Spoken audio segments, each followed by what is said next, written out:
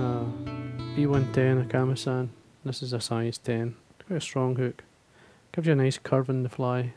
I like using these. Thread, I'm going to be using the Uni Black NATO. Now, what I'll do here is simply put down a layer of thread, 4 or 5 mil down the shank, remove the base piece and then bring it back up.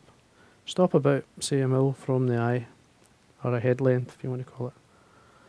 Now, for the actual bumble part, or the blue, I'm going to be using some dyed blue guinea fowl. You can use J, and I have used it. In this fly I'm going to use the dyed guinea. Just pull it off fibres from both sides. Just line up the points. At this point I like to roll the fibres. This displaces the fibres and makes them, or separates them. Makes a better fly. Length, full length of the hook, the fibres should be, over the point, over the eye. Now what I do here is use the thread, encouraging the fibres to roll all the way around. Quite easy to do. Trim away the excess.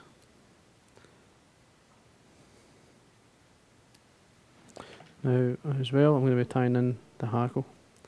Now the hackle here is a medium olive saddle cock hackle. It's what it was originally, was a light ginger, and I've dyed it. See that? You can still see a bit of the kind of ginger colour in it. Makes for an excellent hackle. Take away the fluff, the stem. Now what I'm going to do here is tie it on top, the underside of the feather facing myself. Bind these down just now, nice and tight. Then work your way down the shank, all the way down. To get to this point here, a good body length, you have to determine where you want to stop. I mean, it's by the barb of the hook, and the thread's hanging, it must be at least 2 mil or so by the barb itself. Now, there's going to be 2 tails. This here is a glow bright floss. There's 15 strands there, brushed together to make it much heavier. It's quite a fine floss. It's used a lot in tying flies. Now I do is a loose turn or 2 on top. Now I cut the tail probably around about 45 mil. Probably half the length of a normal tail you'd put on a fly. Now the tippet, I'm going to put tippet on top. And this is dyed sunburst. Nice bright yellow. Now the way I actually cut it off is to hold the points, put the scissors into it. I'm looking for a good half dozen or so, depends on how thick the fibres are, and remove them. Take away the feather and you should be left with the tail in your hand, on your finger and thumb. Place it on top. Now that's a wee bit short, so I'm taking the back off. That's a wee bit better. And then, touch and turns. Run your thread up the body, tying in your tails. Take your time.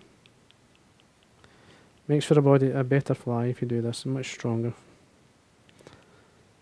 Then get your oval tinsel. This is a small number 14 gold oval tinsel. And we tie this in the way back down. The point where I want it to start. Now, seal's fur. It's a medium olive seal's fur. Just slightly darker than medium, I would say. It's more dark olive than the medium. Take out some and offer it to your thread, and then dub it on. Simply binding it down. To give you an idea how to do it, if you just imagine this is the opposite way. Say I put a turn on there, it's a ball of seal's fur. It's caught the hook. That's my anchor point, and then I twist the seal's fur to tighten it up. That's how I put on my seal's fur, just from the opposite end. Take away the excess. I mean, I've only come up maybe 2 mil or so. Deer here. This is roe deer.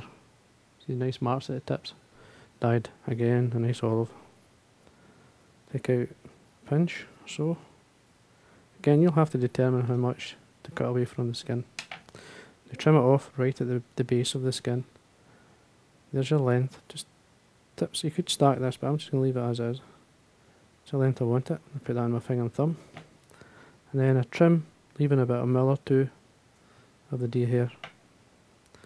And then I catch this in, nice and tight.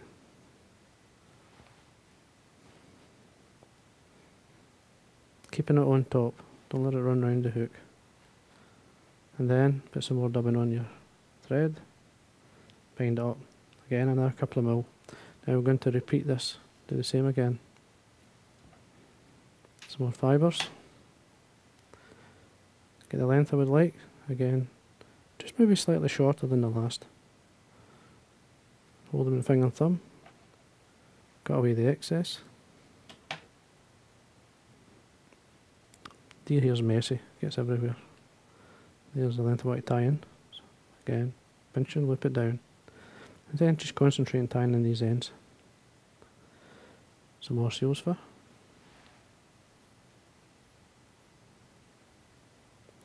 Take it up. Take it around and then again, tighten up. This point here. Now what I do here, I'm going to bring the rib up, bring the deer hair up into the air. Now I do a turn at the back. Now to spread the deer hair, what I like to do is using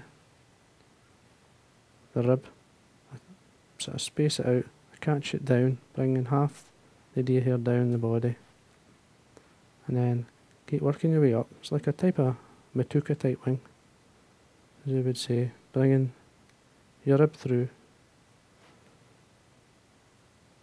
and again through the second part of the wing. Just take your time. Bring your rib to the front, bring across your thread, tighten up. A good few turns in there before you trim it away. Now tidy up a wee bit. Now you need some more deer hair.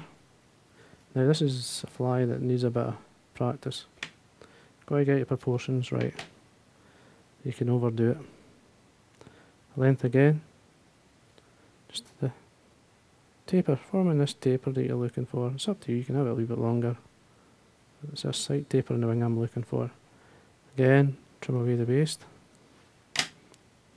And then bind it down. I'm taking the thread down this point. Now see the hackle, I'm bringing it back up with the thread, folding it back, and then bring the thread back down. Take the thread in front of the guinea fowl, 2 or 3 turns. You can bring the guinea fowl slightly forward again, then bring your hackle through.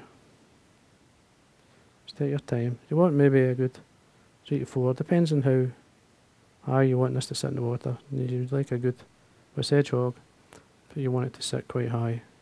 Now I take a turn of hackle in front of the guinea fowl, so what I do at this point is I pull back the guinea fowl and then do a turn in front.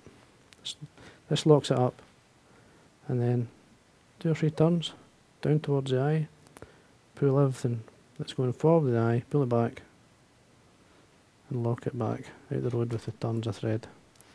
At this point just keep it nice and tight, the thread, and go straight in wet finish. Trim away the thread, break off the hackle, and then what I'm doing here is taking the fibres forward a wee bit and then pushing them back, slightly lowering these fibres, and there you are. And that's your Olive Bumble Sedgehog. Then all you've got to do is some varnish all the way around, and there you are. Another great fly to have in your box. It's very good in the lochs, Scotland and Ireland.